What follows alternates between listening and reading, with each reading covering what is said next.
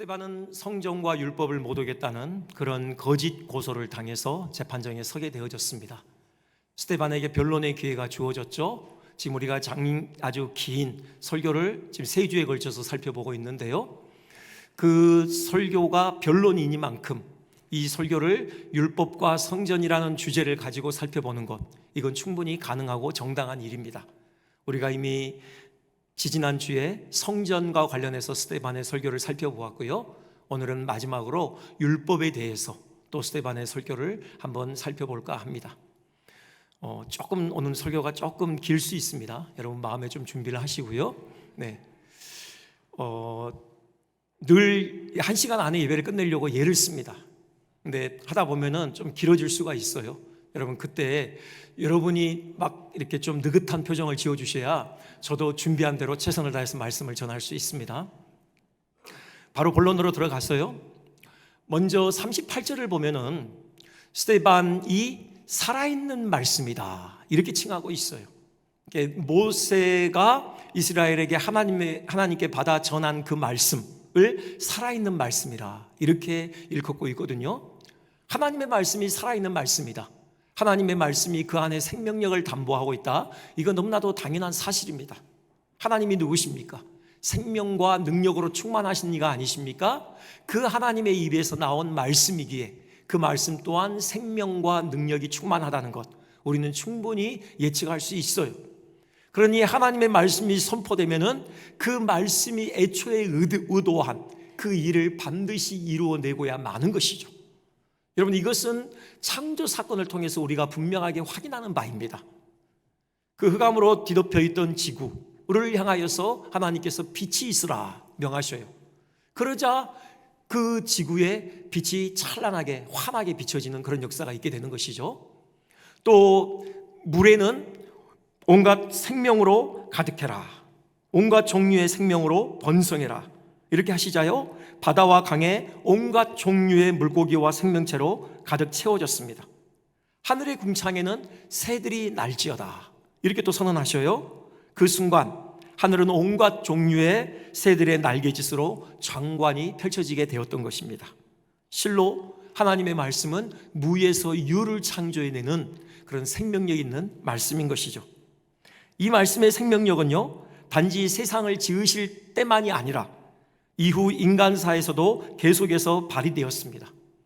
아브라함이 99세 노인이 되어 이제 생식 능력이 다 소진되어 자녀 출산과 관련해서는 죽은 몸과 다름이 없게 되었습니다. 89세인 사라도 마찬가지죠. 그런 죽은 몸을 향하여 내년 이맘때 네 아내 사라에게 아들이 있으리라, 이 하나님의 말씀이 선포되었습니다. 그러자요, 그 말씀이 지정한 때가 되었고 아브라함은 그 품에 갓난아이 아이 그 이삭을 품에 안고 있는 사라의 모습을 맞이할 수 있었던 것입니다. 하나님의 성육신인 예수님을 통해서도 이 말씀의 생명력은 너무도 분명하게 증거되고 있죠. 38년 동안 꼼짝없이 침상에만 누워 지내던 병자를 향해 예수님께서 일어나 네 자리를 들고 걸어가라 말씀하셔요. 그 말씀이 소리의 파동을 일으켜 그 사람의 귀에 전달되는 순간 그 사람의 병이 씻은 듯이 사라지고 자리에서 벌떡 일어나 그 누웠던 자리를 들고 일어나 걸어가는 그런 역사가 있었습니다. 심지어는 이미 생명이 떠난 지 나흘이 지나 부패가 시작된 나사로의 죽음을 향하여서 나사로야 나오라 부르시니요, 그 떠났던 영혼이 돌아오고 그 육체는 소생하여 무덤 밖으로 걸어 나오는 일이 있었던 것입니다. 이렇듯 하나님의 말씀은 생명력을 담보하고 있습니다. 반드시 그 말씀이 목적하는 그 일을 성취해내고야 마는 것이죠. 우리 가운데 이 하나님의 말씀이 들려졌으면 좋겠습니다. 일어나 걸어가라, 나사로야 나오라, 이 주님의 음성, 빛이 있으라. 그럴 때 우리를 둘러싸고 있는 그 흑암이 걷어지고 하나님의 그 생명의 빛이 찬란하게 비춰질 것입니다. 우리의 마비된 영혼의 사지가 풀려나고 우리가 정말 힘을 얻어 일어나 우리에게 맡겨진 사명의 길을 힘있게 걸어가는 그런 역사들이 있게 되어질 것입니다. 특별히 우리를 통해서 이 생명의 말씀이 사람들의 귀에 들려졌으면 좋겠습니다. 정말 죽어있는 그 영혼들, 나오라는 그 주님의 음성 우리를 통하여 듣고 그 영혼이 소생하여 정말 살아나는 또 그런 역사들이 일어났으면 좋겠습니다. 근데 특별히 지금 스데반이 지목하고 있는 이 말씀은요, 율법이죠. 그렇죠. 모세가요, 하나님께 받아서 이스라엘에게 전달했던 그 말씀, 그것은 토라, 즉 율법입니다. 그렇기 때문에 이 율법을 스데반이 살아있는 말씀이다, 이렇게 호칭하는 것은요, 특히나 우리가 주목해 볼 만한 대목이에요. 여러분, 율법 하면은 뭐가 떠오릅니까? 어떤 우리의 자유를 억압하고 우리를 올가매고 우리의 삶에서 생기를 앗아가는 메마르고 건조한 그런 법조문을 여러분 떠올리지 않습니까? 이것 하지 마라, 이것 하지 마라, 이것 하면 죽는다 라고 엄중하게 엄포를 놓는, 그래서 우리의 삶의 자유와 생기를 다 앗아가 버리는 그 생명 없는 법조문, 우리는 그것을 1차적으로 떠올릴 때가 있죠. 하지만 스데반은 그 율법을 일컬어서 살아있는 하나님의 말씀이다, 그렇게 지금 이름하고 있어요. 이유가 무엇이겠습니까? 여러분, 그 율법이 주어진 맥락 때문입니다. 그 율법이 언약이라는 맥락 하에서 주어졌거든요. 하나님께서 이스라엘을 애굽에서 건져내셨죠. 3개월의 여정 동안에 시내산으로 인도해 오셨습니다. 거기서 공식적으로 언약을 통해 이스라엘을 하나님의 백성 삼으시는 것이죠. 그 언약을 배경으로 이 토라, 율법이 주어졌던 것입니다. 율법이 의미하는 바, 언약이 의미하는 바가 뭘까? 출애굽기 19장 5절, 하나님께서 분명하게 우리에게 밝히고 계십니다. 세계가 다 내게 속하였나니 너희가 내 말을 잘 듣고 내 언약을 지키면 너희는 모든 민족 중에서 내 소유가 되겠고 너희가 내게 대하여 제사장 나라가 되며 거룩한 백성이 되리라. 이게 언약이 함의하고 있는 의미입니다. 언약을 통해서 이스라엘은 하나님의 소유가 되고요, 또 거룩한 백성이요 제사장 나라가 되는 것입니다. 여기 소유, 이것에 해당하는 히브리어 단어가요, 그 유명한 세굴라입니다. 그 직접적인 의미는 특별한 보물, 보배, 보석, 이런 의미를 가지고 있습니다. 여러분, 하나님께 우리는 특별한 보배요 보석이다. 여러분, 이것은 정말 대단한 일이에요. 엄청난 일이에요. 하나님께서 소유하신 그 부요함, 그 하나님을 둘러싸고 있는 그 영광을 생각할 때요, 우리가 하나님께 특별한 보물이요 보배요 보석이다, 이 사실은 상당한 의미를 가지고 있는 것입니다. 칼빈은요, 이 우주를 일컬어서 하나님의 영광의 무대다, 그렇게 불렀어요. 그렇죠. 여러분, 어떠한 예술 작품이든 그 작품은 작가의 영광이 그대로 묻어 있습니다. 그 작가의 지혜, 그 예술적인 탁월함이 그대로 들어가 있는 것이죠. 새겨져 있는 것이죠.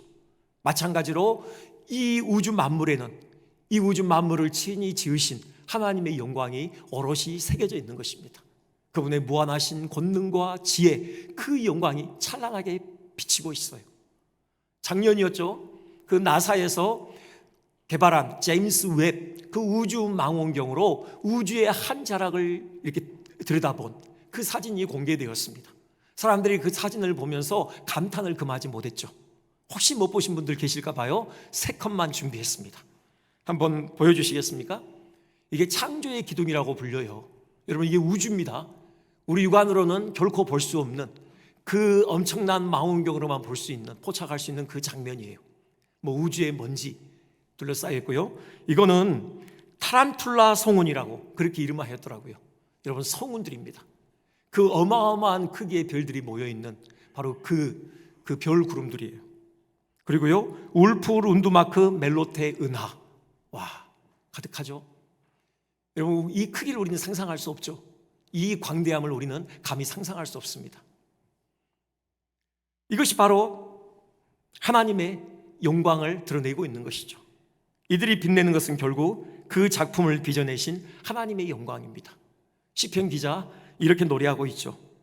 하늘이 하나님의 영광을 선포하고 궁창이 그의 손으로 하신 일을 나타내는도다. 다윗 또한 이렇게 우주에 아로새겨진 하나님의 영광을 찬송합니다. 여호와 우리 주여, 주의 이름이 온 땅에 어찌 그리 아름다운지요, 주의 영광이 하늘을 덮었나이다. 여러분, 그런데 하나님의 눈에는 그 우주를 수놓고 있는 별들보다도 바로 우리야말로 더없이 영광스러운 보배요 보석이라는 것입니다. 그냥 말씀만 그렇게 하신 것이 아니에요. 실제로 하나님의 시선은 바로 우리에게 머물고 있는 것입니다. 하나님께서 모세를 시내산에서 만나주시죠. 그를 애굽으로 보내십니다. 모세를 애굽으로 보내시는 그 동기를 하나님께서 이렇게 밝히셔요. 사도행전 7장 34절입니다. 내 백성이 애굽에서 괴로움 받음을 내가 확실히 보고 그 탄식하는 소리를 듣고 그들을 구원하려고 내려왔노니. 하나님의 시선이 애굽에서 바로의 압제하에 고통하고 있는 이스라엘을 향하고 있었다는 것입니다. 하나님의 영광을 너무도 명랑하게 빛내고 있는 우주가 아니라 하나님의 시선은 온통 한갓 노예민이었던 이스라엘에게로 향하고 있었다는 것입니다. 또 하나님께서는 이스라엘이 고된 노동 끝에 내뱉는 그 탄식 소리에 귀를 기울이고 계셨습니다.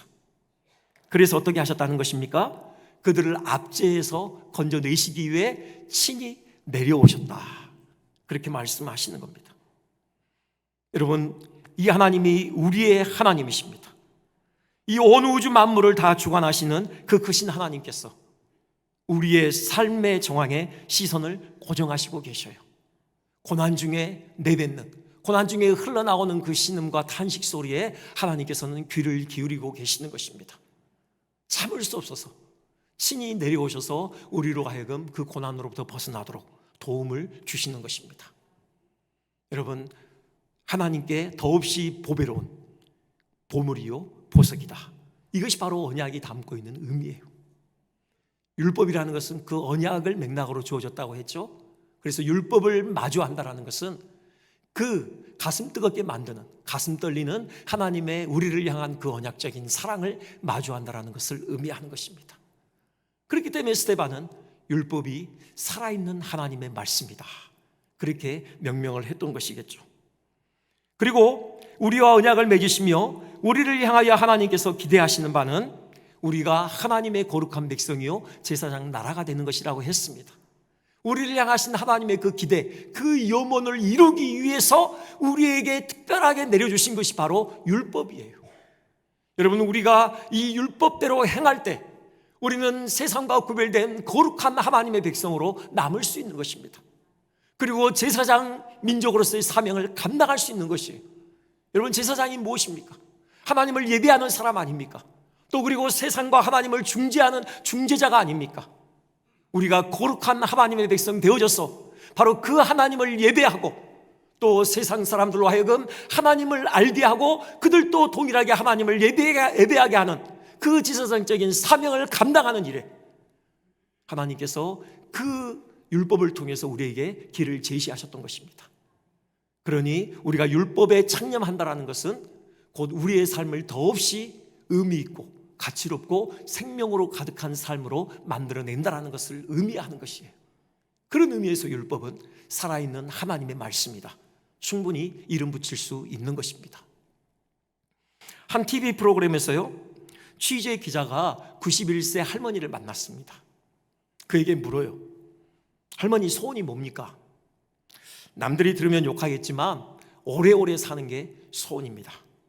왜 그렇게 오래 살고 싶으세요? 오래 살아야 내 딸을 돌보거든요. 이 할머니 91세, 노안에 당신의 몸을 가두기도 힘든데요, 두 다리를 제대로 쓰지 못하는 중증 장애를 가진 70세가 넘은 딸이 있었던 것입니다. 그 딸을 이 할머니가 돌보고 있었어요. 다른 사람의 부축이나 보조 장비 없이는 걸음조차 떼기 어려운 이 딸과 평생을 함께 했습니다.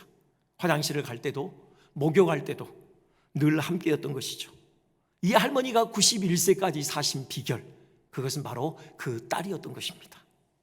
그 버거운 삶이 할머니를 지켰던 것이죠. 여러분, 혹시 우리 중에 하나님의 말씀이 일평생 져야 할 무거운 짐처럼 버겁게 느껴지시는 분들이 계십니까? 그래서 그 말씀을 하루속히 벗어버리고 그 짐을 벗어버리고 싶으신 분이 계십니까? 아닙니다. 말씀은 우리의 생명입니다. 하나님의 말씀은 우리의 생명줄이에요. 여러분 중에 번지점프 혹시 해보신 분 계시나요? 번지점프, 그 우리를 매달고 있는 그 줄이 너무 고추장스럽고 무겁다고 해서 그 줄을 잘라달라고 요청하는 사람은 없을 것입니다. 또 그 줄을 좀 가벼운 좀 얇은 줄로 바꿔주십시오. 이렇게 요청하시는 분도 안 계실 것이에요. 생명줄은요, 단단할수록 좋은 것입니다. 말씀이 생명줄이에요. 여러분, 말씀이 때로는 무겁게 느껴지는 짐처럼 여겨진다고 해서 여러분 그 말씀을 벗어버리면 그 순간 우리는 죽는 겁니다. 말씀을 가볍게 하고 싶다? 내가 순종할 수 있는 것만 순종하겠다? 내가 따르고 싶은 것만 말씀을 취사선택해서 받겠다? 여러분, 이것도 말씀에 대한 온당한 태도는 아닌 것입니다. 우리가 말씀을 힘써 지킬 때 그 말씀이 우리를 데려 지키는 것입니다. 말씀이 우리의 생명줄이기 때문에 그래요. 여러분, 하나님의 말씀을 견고하게 붙드심으로 그 말씀이 우리를 붙드는 그 생명력을 삶에서 충분히 경험하시는 여러분 되시기를 주님의 이름으로 축원드립니다. 두 번째요, 여기 또 우리가 주목해 볼 만한 대목이 있는데, 모세와 같은 선지자에 대해서 스데반이 언급을 해요. 모세와 같은 선지자, 바로 예수님을 의미하는 거죠. 그러니까 이 예수님께서 우리에게 오시게 된 그 배경에 대해서 스데반이 또 설명을 합니다. 이스라엘이 이 생명의 길인, 이 생명줄인 율법을 받아들고도 그들이 율법을 지키지 못해 실패하고 말아요. 여러분, 이스라엘의 역사는 실패한 역사이죠. 율법을 받아든 그 첫 순간부터서 이스라엘은 실패했어요. 그게 바로 금송아지 사건이죠. 41절에 스데반이 그렇게 고발합니다. 그때 그들이 송아지를 만들어 그 우상 앞에 제사하며 자기 손으로 만든 것을 기뻐하더니, 언약이 체결된 이후에 바로 모세가 산에 올라갔죠. 십계명을 받아들이기 위해서요. 40일이 걸렸습니다. 그 어간의 산 밑에서는 어처구니 없는 일이 벌어졌어요. 그러므로 송아지 형상을 만들고 그 앞에 엎드려 절했던 것입니다. 물론 그들은 그 송아지 형상이 그들을 인도한 여호와다, 그렇게 그들은 주장해요. 출애굽기 32장 4절 보면 이렇게 외치죠. 보아라, 이스라엘아, 이는 너희를 애굽 땅에서 인도하여낸 너희의 신이다. 하나님이라는 겁니다. 아론도 그렇게 외쳐요. 그 송아지 앞에 제단을 쌓고서는요, 내일은 여호와의 절일이다, 그러면서 여호와 앞에 축제를 벌이자, 이렇게 하는 거예요. 하지만 이는 엄연히 우상 숭배입니다. 하나님을 보이는 어떤 피조물의 형상으로 만들어낸다는 것, 그걸 빗댄다는 것, 그 자체가 하나님의 영광을 크게 훼손하는 것이고요. 특별히 이들의 말에서 우상 숭배의 핵심이 그대로 드러나고 있어요. 이들이요, 이 송아지 형상을 만들게 된 그 목적에 대해서 이렇게 말씀하고 있습니다. 7장 40절이죠. 아론더러 이르되 우리를 인도할 신들을 우리를 위하여 만들라. 누구를 위한 것이라고요? 자기 자신을 위한 것이에요. 결코 하나님을 위한 것이 아닙니다. 이것이 우상 숭배의 핵심이에요. 왜 신을 섬기느냐? 자기 자신을 위해서요. 이미 10계명 중에 제2계명이 우상 숭배를 금하는 계명이잖아요. 그 우상 숭배의 성격이 뭔지를 하나님께서 분명하게 드러내셨어요. 출애굽기 20장 4절이죠. 너를 위하여 새긴 우상을 만들지 말고. 왜 우상을 섬기냐면요, 자기 자신을 위해서요. 자기 힘으로는 세상을 살기가 힘들거든요. 그렇기 때문에 뭔가 초자연적인 능력을 가지고 있다고 믿어지는 그 신을 섬기긴 섬겨요. 근데 그 목적이 뭐냐? 그 신의 능력을 자기의 현세적인 복락을 위해 활용하기 위해서인 것이죠. 자기를 위하여 신을 섬기는 것, 이것이 우상 숭배의 핵심인 것입니다. 이스라엘도 그랬던 것이에요. 그들 앞에 광야가 펼쳐져 있잖아요. 첩첩산중이죠. 결코 자기들의 힘으로 광야를 통과할 수 없고요, 가나안 땅을 정복할 수 없습니다. 지금까지는 모세가 하나님의 능력을 매개해 왔어요.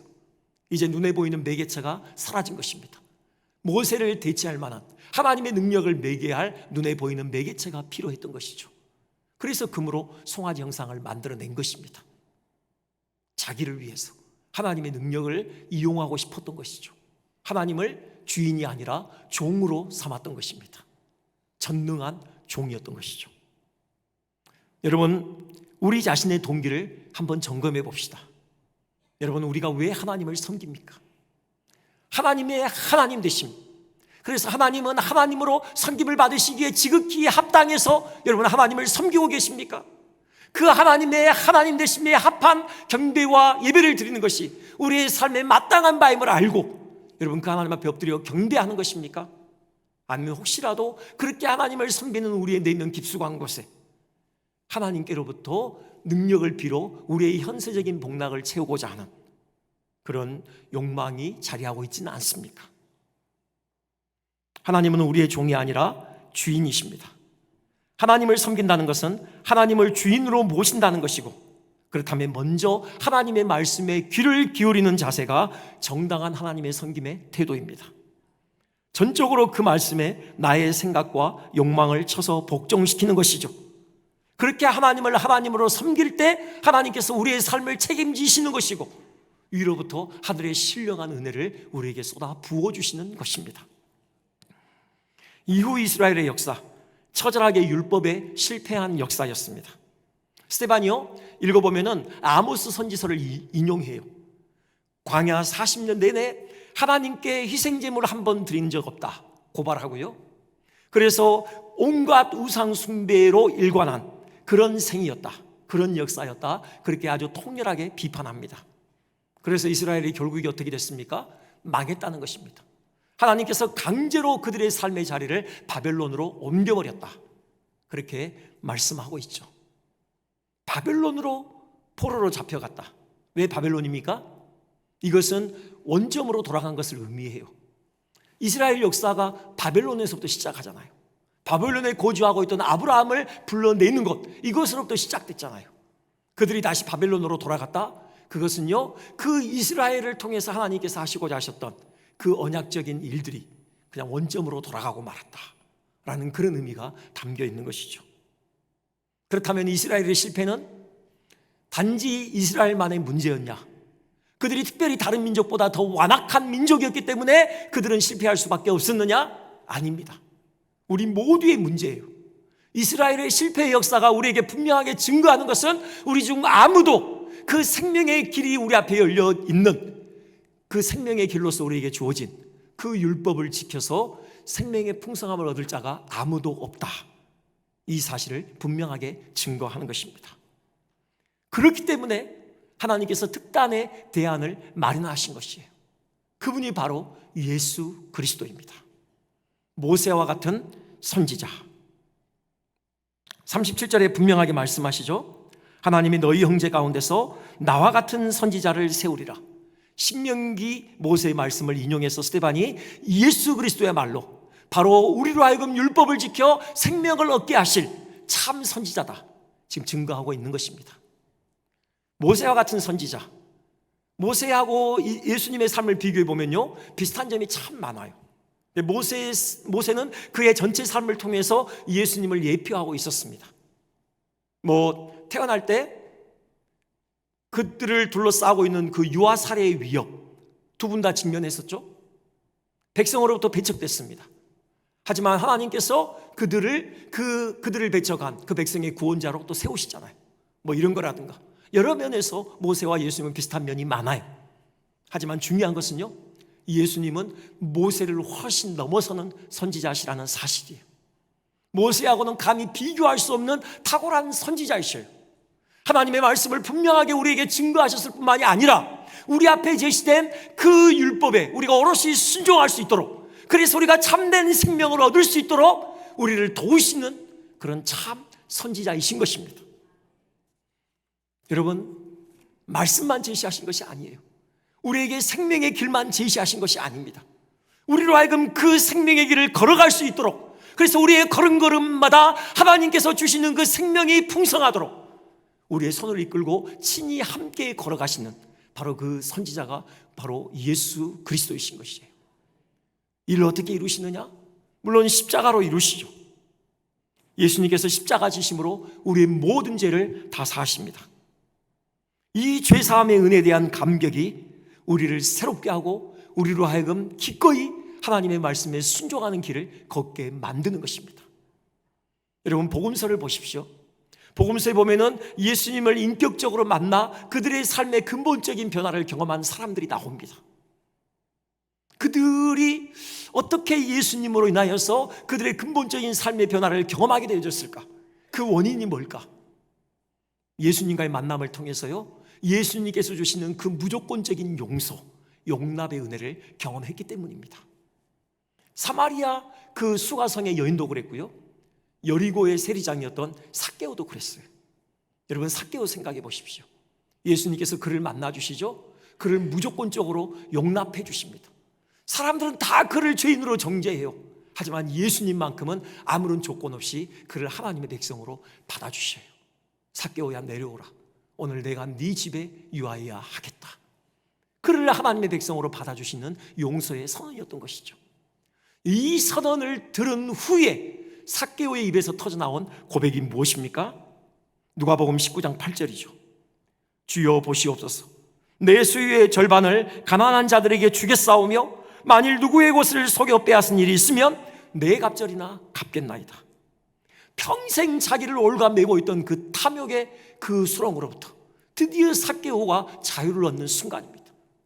그러고 그 수렁에서 헤어나오고 싶지 않았겠습니까? 예를 썼을 것입니다. 하지만 헤어나올 수가 없었어요. 점점 그 탐욕의 그 죄악의 수렁 속으로 빠져드는 그런 비참한 인생을 보내고 있었어요. 근데 내가 오늘 네 집에 유하여야겠다, 무조건적인 예수 그리스도의 용납과 용서의 그 은혜를 체험하는 그 순간, 그는 그 탐욕의 수렁으로부터 빠져나올 수 있었던 것입니다. 자유할 수 있게 되어져요. 근본적인 삶의 변화를 경험하게 되는 것입니다.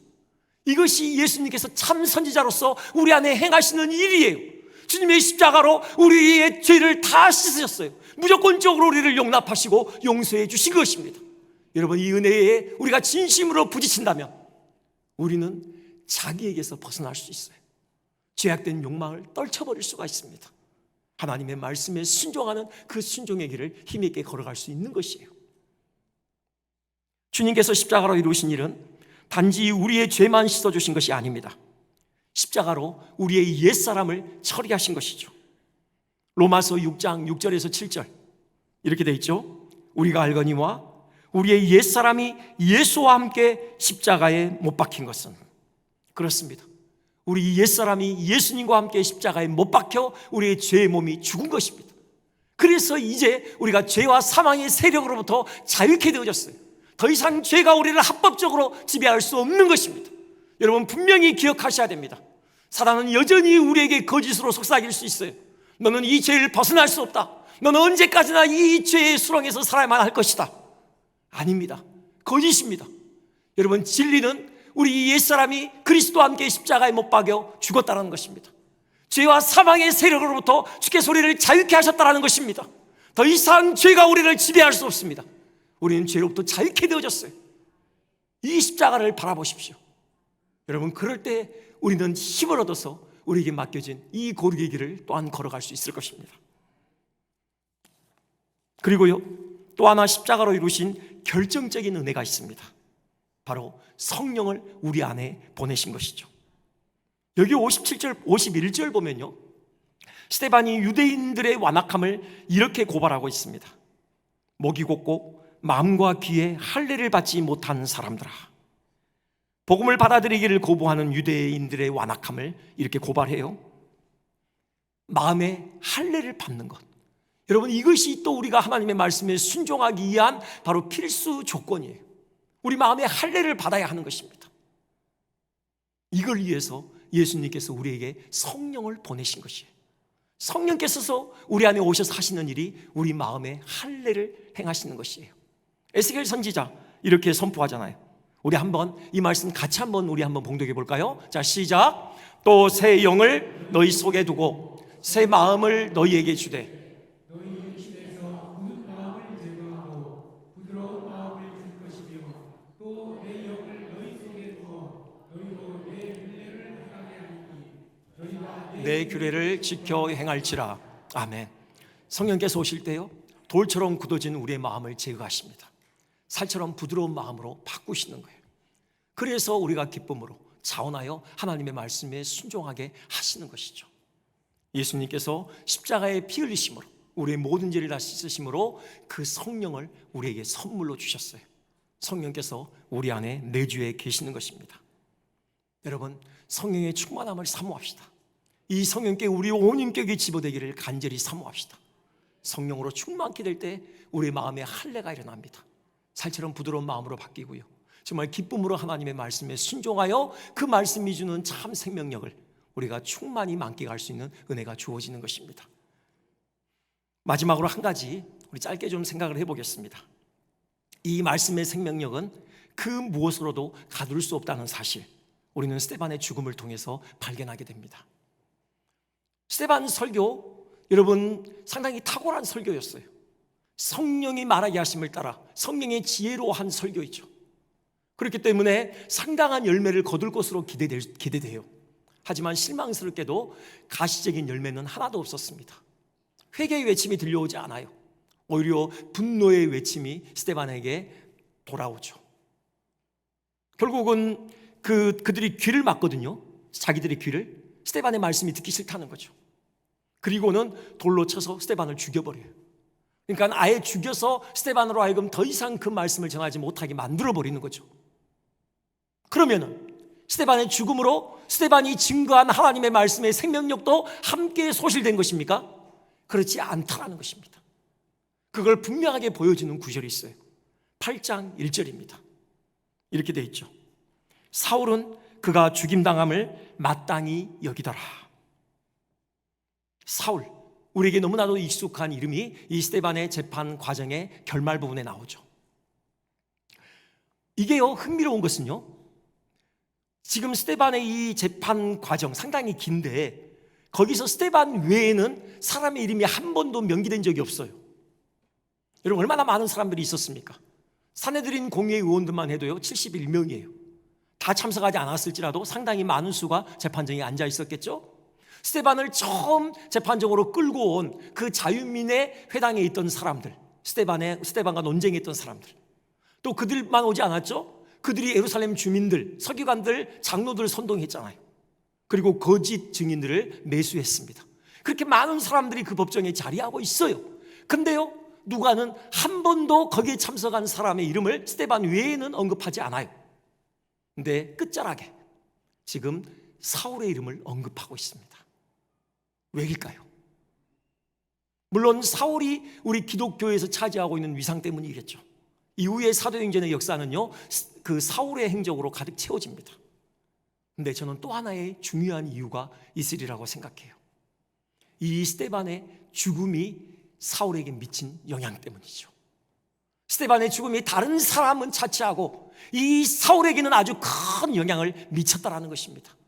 여러분, 사울은 그 재판의 현장, 그 처형의 현장을 아주 끝까지 지키고 있었고요, 스데반이 죽어가는 그 과정을 가장 가까이에서 지켜본 사람이었습니다. 그 스데반의 마지막 순간이 바울의 내류에 깊이 새겨졌겠죠. 무릎을 꿇고 천사와 같이 신령한 빛이 서려 있는 그 얼굴빛, 그리고 마지막 그가 숨을 내쉬면서 하나님께 드리는 기도, 주여 저들의 죄를 저들에게 돌리지 마옵소서. 이것이 아주 강력하게 이 바울의 내리에 가슴에 새겨졌을 것이에요. 그는 평생 잊지 못했을 것입니다. 그 증거가 뭐냐면요, 나중에 그가 자기의 회심에 대해서 간증할 때 그때면은 이 스데반의 죽음을 언급합니다. 20년이 지난 그 세월 이후에도 그는 여전히 스데반의 죽음을 언급해요. 그 가슴에 잊혀지지 않는 그 깊은 어떤 형상으로 남아 있었던 것이죠. 사도행전 7장이 이렇게 길게 스데반의 죽음을 기술하고 있는 것도 그 이유 때문이겠죠. 누가는 그 현장에 있지 않았어요. 바울에게서 들었겠죠. 바울이 얼마나 구구절절하게 아주 그가 받은 그 강인한 인상을 얼마나 구구절절하게 이렇게 얘기했겠습니까? 중요한 것은요, 바울이 머지않아 다메섹 도상에서 예수님을 만나죠. 회심합니다. 그리고는 사도로 부름을 받고 이제 복음 증거의 길에 들어서요. 그때 이 스데반이 바울에게 큰 영향을 미쳤을 것입니다. 바울에게는요, 스데반의 죽음이 일종의 부채의식으로 남았을 것이에요. 자기가 관여했잖아요. 자기 때문에 스데반은 일찍 생을 마감하고 스데반을 통해서 증거해야 될 하나님의 말씀에 그 길이 막혀버리고 말았잖아요. 그렇기 때문에 바울은 스데반이 못다한 그 하나님 복음의 증거의 사명을 자기가 대신해야 된다는 그런 거룩한 열정에 사로잡혀 있었을 것입니다. 그런 부채의식을 가지고 있었을 것이에요. 그래서 그는 배나 더 열심히 복음 증거의 길에 들어섰을 것입니다. 한 번은요, 1차 전도 여행 때 루스트라에서 바울도 돌에 맞아 죽을 뻔하잖아요. 그렇죠? 그래서 사람들이 성 밖에 던져버려요. 거기서 일어나죠. 하나님께서 다시 그의 생명을 연장시켜요. 그때 바울은 스데반을 연상했을 것입니다. 그때 스데반도 그렇게 돌에 맞아 그렇게 신령한 빛이 서려 있는 얼굴빛을 하고 죽어가는 그 스데반의 모습을 떠올렸을 것이에요. 스데반은 죽었지만 하나님께서 자기는 살려주셨어요.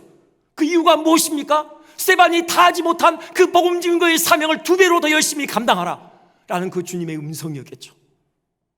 여러분, 그런 부채의식을 가지고 바울은 정말 열심히 복음 증거의 사명을 감당했습니다.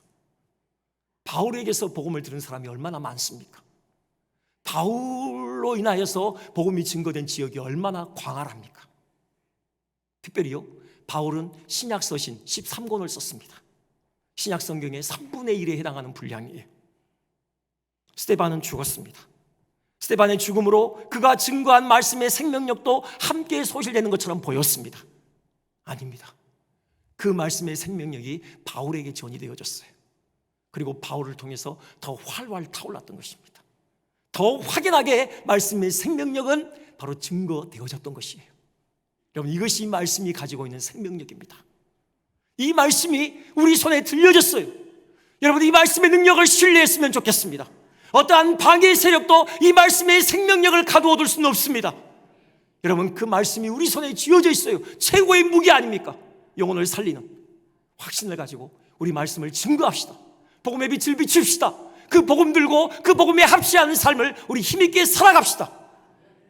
많은 영혼들을 살리고 회복시키는 일에 우리 정말 귀하게 사용되는 우리 모두 되어지기를 주님의 이름으로 축원드립니다.